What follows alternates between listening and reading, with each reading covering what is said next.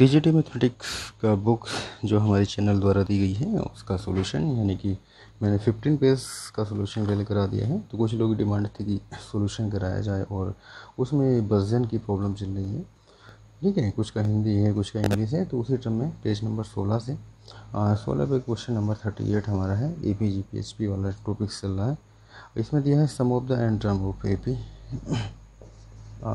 Some of nth term of AP is S1, S2 and S3. First term of each series is 1. First term of each series is 1 and common difference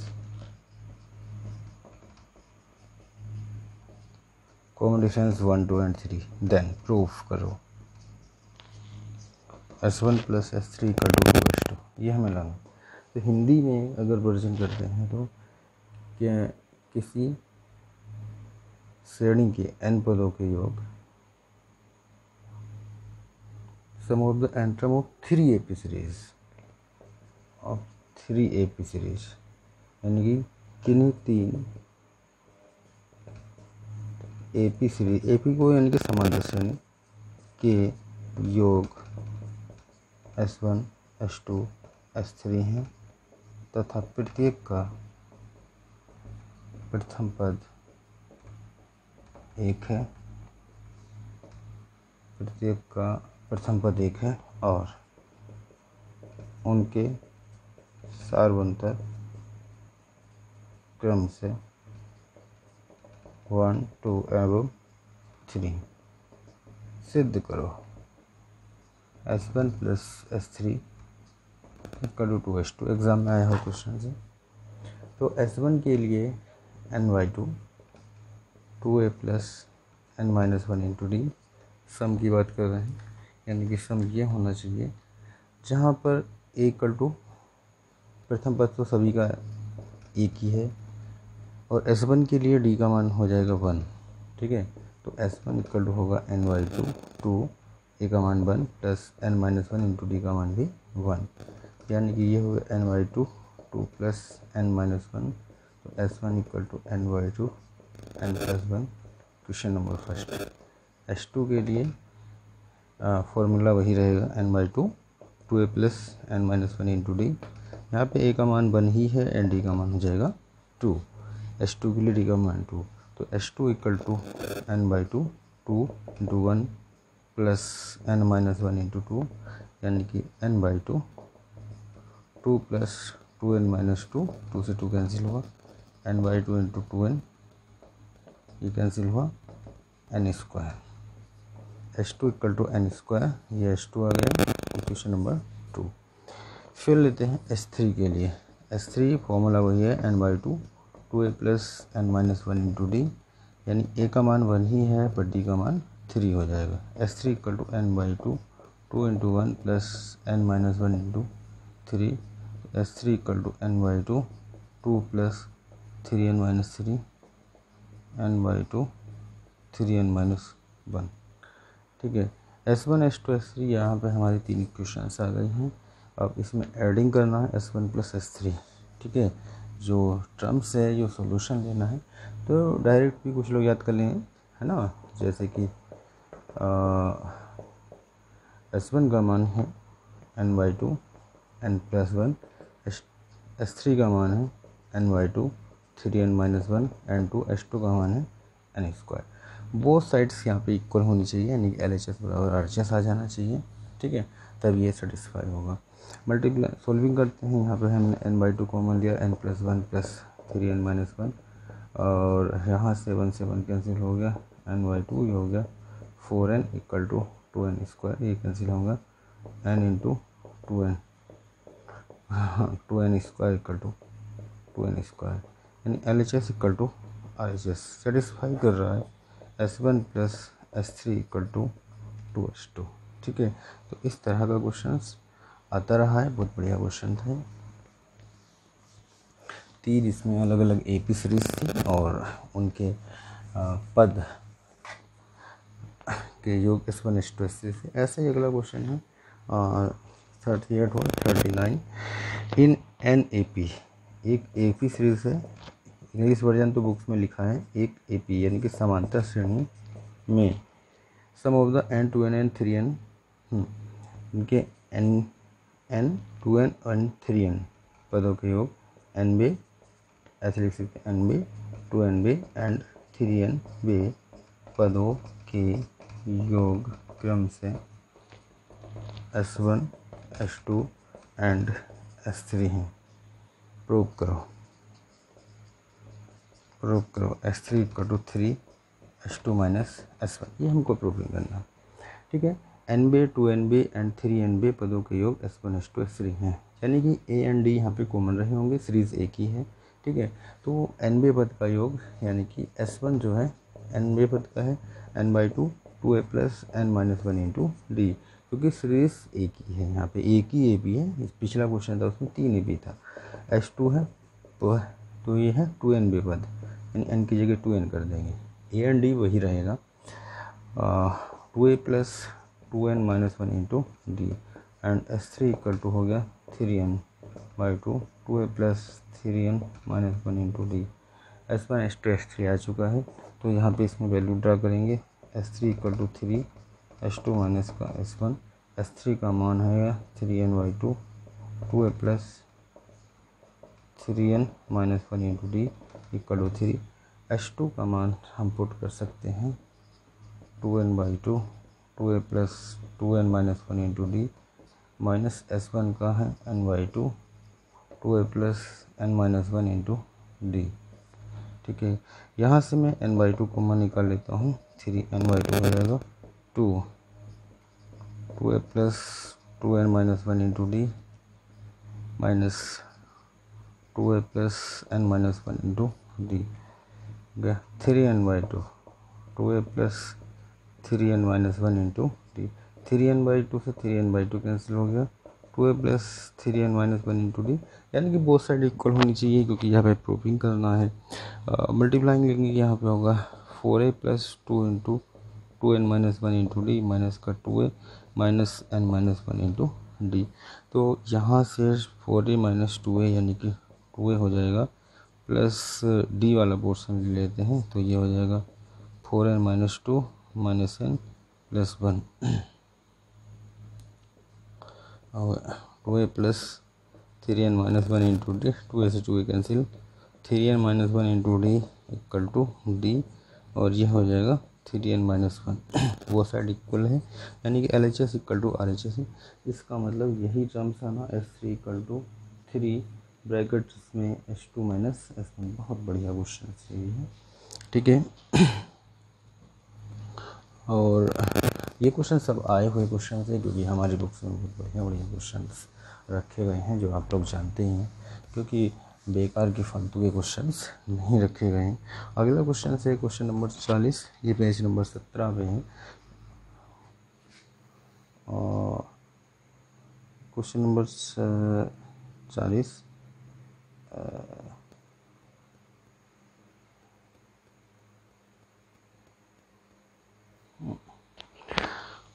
question number 40 है जो page number 17 पे है। एक बार TGT शायद 2009 या 10 में कहीं आ चुका है।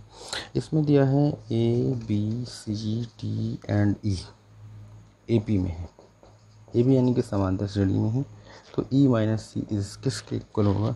तो ऑप्शन है 2C minus A, B option है 2D minus C and C option है 2F माइनस का D। F माइनस डी तो आने का कोई मतलब नहीं है, D minus C।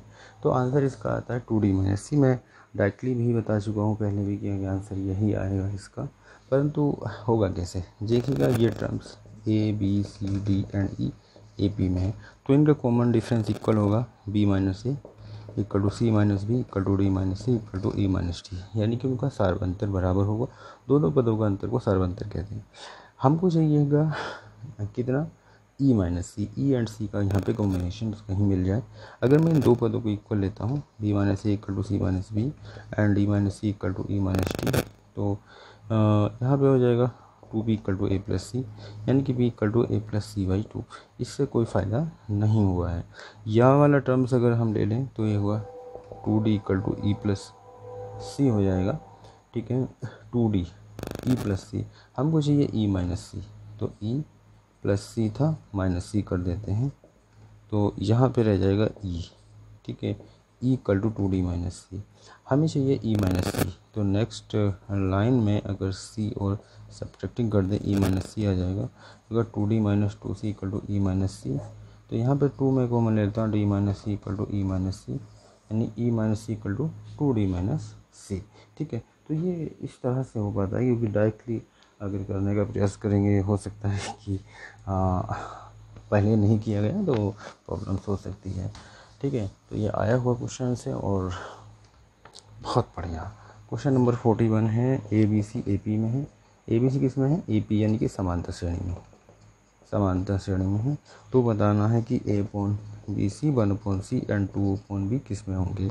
A option था ए पी, बी ऑप्शन था जी पी। तो ट्राई करके देखेंगे ए पी जी पी में सेट हो रहा है कि A B C A P में है, तो B equal to A plus C by 2, ये कंडीशंस फॉलो हो जाएगी। परंतु यहाँ की जो कंडीशंस हैं वो इसमें फॉलो नहीं हो रही। ए पी में सेट करके देखते हैं, इसका ट्वाइस ये प्लस ये कर दें, यहाँ पे वैल्यू ड्रा भी करते हैं, ये वाली वैल्यू तो नहीं आ पा रही है, एस पी में भी नहीं आ रही है एंड जी पी में भी नहीं सेट हो पाएगी। अगला है नॉन ऑफ दीज, ठीक है। तो मैंने ट्राई करके देखा है अलग से रफली पेपर, तो ये नॉन ऑफ दीज ही जाएगा, ठीक है। आप भी ट्राई इसको कर सकते हैं। और नेक्स्ट क्वेश्चन 42 नंबर, ये भी आया है टीजीटी में, मुझको लग रहा है और 2010 में है या 9 में किसी में टकराया है। पेज क्वेश्चन नंबर 42 यानी पेज नंबर 18 पे जो क्वेश्चन दिया हुआ है, और ये सम ऑफ द इस तरह से दिया वन, इनका सम ज्ञात करना है। सम यानी कि योग, ये श्रेणी दिया हुआ है, इसका योग लेना है, ठीक है। और ये हो गया √5 प्लस का √7 dot dot dot dot N पदों का योग फिर याद करना, एन पदों का योग। तो कौन सा इसमें ऑप्शन हो सकता है? देखिएगा यहाँ पे हम लिख सकते हैं, अगर √3 प्लस का √1, अगर 1 अपॉन √5 प्लस का √3, 1 अपॉन √7 प्लस का √5 प्लस डॉट डॉट डॉट, ठीक है। तो यहाँ पे हम अगर मल्टीप्लाइंग्स करें, यानी कि कंजुगेट से मल्टीप्लाइंग्स अगर या डिवाइडिंग्स करते हैं, √3 माइनस का √1, अगर √3 माइनस का √1 प्लस का 1 अपॉन √5 प्लस का √3 एंड अगर √5 माइनस का √3 एंड √5 माइनस का √3 प्लस का 1 अपॉन √7 प्लस का √5 या √7 माइनस का √5 अगर √7 माइनस का √5 प्लस डॉट यह हो जाएगा √3 माइनस, ये हो गया √3 का स्क्वायर माइनस 1 का स्क्वायर प्लस अगर √5 माइनस का √3, √5 का स्क्वायर माइनस का √3 का स्क्वायर हो गया √7 माइनस का √5, √7 का स्क्वायर माइनस √5 का स्क्वायर डॉट डॉट डॉट हो गया √3 माइनस 1 हो गया 3 माइनस 1, √5 माइनस का √3 होगा 5 माइनस का 3, √7 माइनस का √5, 7 माइनस का 5 प्लस डॉट डॉट। तो यहाँ भी 2 आएगा, ये भी 2 आएगा, ये भी 2 आएगा, यानी कि 1/2 होगा कॉमन। √3 माइनस 1 प्लस का √5 माइनस का √3 प्लस √7 माइनस का √5 प्लस डॉट डॉट डॉट। तो इसमें क्या होगा, एक टर्म कैंसिल होता चला जाएगा, जैसे कि √5 कैंसिल हुआ, √3 कैंसिल हुआ, आगे इस तरह से बनता है। तो 1/2 तो रहेगा। अगर एनबी टर्म की बात किया जाए तो रूट बनेगा 2n + 1 - 1, ठीक है, ठीक है। यानी अगर n बराबर 1 रखेंगे तो 2 + 1 यानी √3 - 1, n बराबर 1 भी आएगा। 2 यानी n बराबर 2 रखा जाए तो उस तरह से आगे को टर्म सेट होता चला जाएगा, ठीक है। तो 1/2 इसका फोर्थ ऑप्शन है ना, जो क्वेश्चन था, तो उसमें इस तरह से सेटिस्फाई हो जाता है, यानी n टर्म ये आप बताए, क्योंकि ये टर्म अगर कटिंग करेंगे तो इससे ये कटेगा, इससे ये कटेगा, ऐसे कुछ लास्ट में टर्म बचेगा 2n, एक तो -1 बचेगा स्टार्टिंग में, बाकी टर्म कैरी कैंसिल हो जाएंगे और n टर्म में रूट 2n + 1 बचेगा, ठीक है। -1 यहाँ बचेगा, बाकी सब कट हो जाएंगे। तो 1/2 रूट 2n + 1 - 1 यानी n टर्म का सम इस प्रकार से आ पाएगा। अब इस पे एक क्वेश्चन 43 नंबर और चल रहा है हमारा, पेज नंबर 18 पर ही, ठीक है। तो पेज नंबर 18 पे हमारा क्वेश्चन नंबर है 43। तो 43 में कहा गया है पी पदों का योगफल ए पी इस क्यू पदों का योगफल पी है, तो टी पी की माइनस क्यू इक्वल टू 1 बराबर 0 शो करना है। किसी समांतर श्रेणी के पी पदों का योग क्यू एंड क्यू पदों का योग बराबर पी। तो सिद्ध करना है T P minus Q equal to 0। T P minus Q यानी कि टी पी माइनस क्यू का मान ज्ञात करना है। सबसे पहले तो हम ए एंड डी का मान निकालेंगे। क्वेश्चन है पी पदों का योगफल, जैसे कि पी पदों का योग बराबर क्यू दिया है, तो फॉर्मूला लगेगा 2a पी बाई 2 एन की जगह, जैसे एन पदों का योगफल होता है N by 2 2a plus N minus 1 into D, तो यहाँ पे P by 2 2a plus P minus 1 into D equal to Q, equation number 1। ऐसे ही हम लेंगे क्यू पी पदों का योगफल क्यू है एंड क्यू पदों का योग बराबर है पी, तो हो जाएगा Q by 2 and 2a plus Q minus 1 into D equal to P, equation number 2।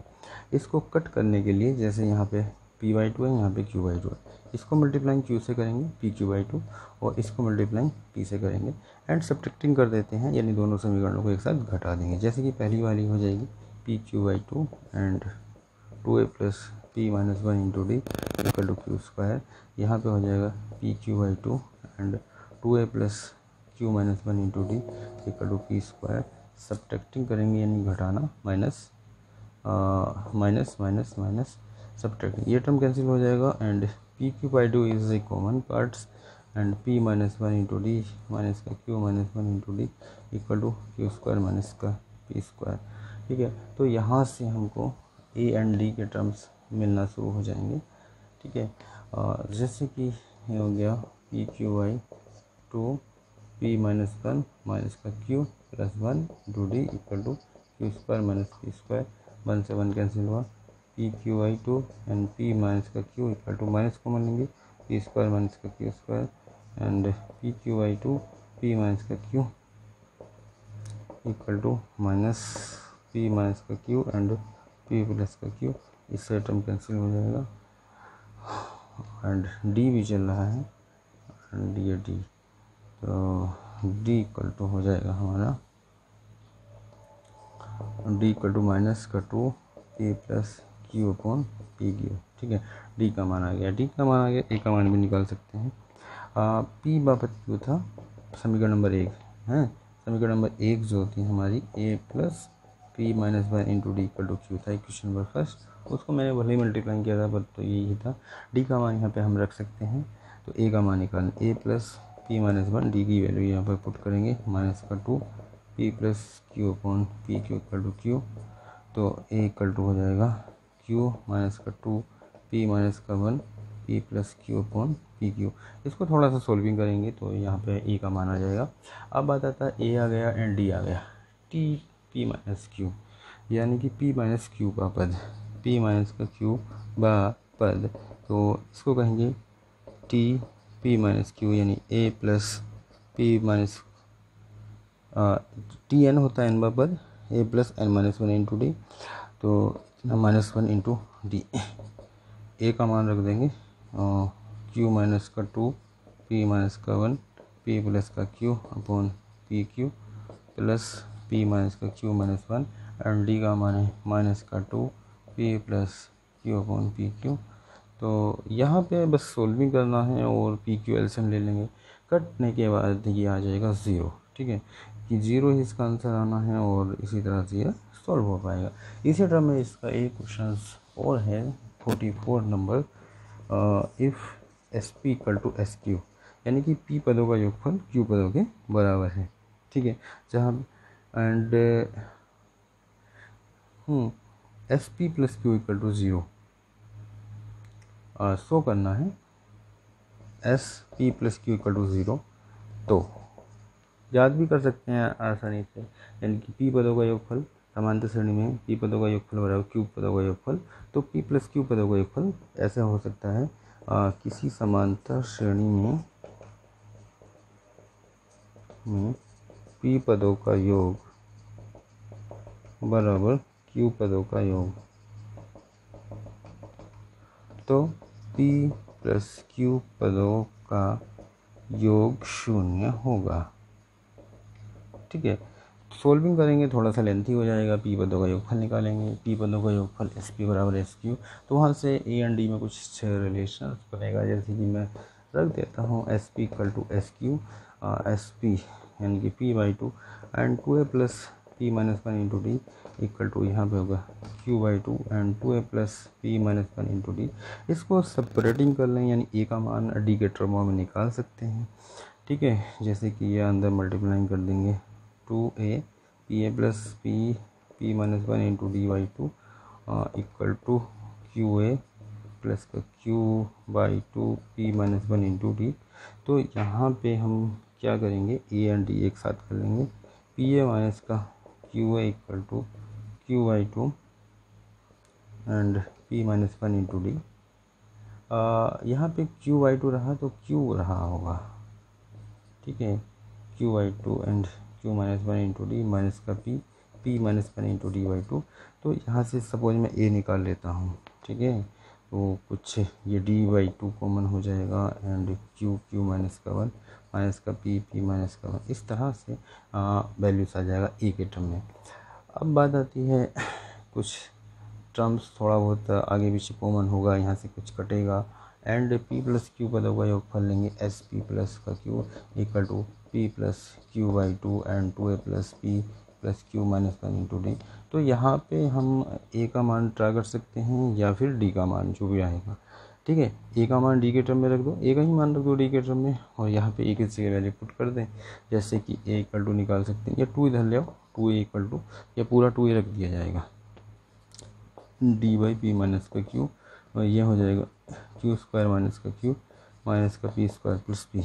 ठीक है, तो इस तरह से ये टर्म्स पूरा यहाँ पे रखें और सॉल्विंग करें, और डी के टर्म में रहेगा और कट कटा के आंसर 0 आ जाना है ये भी।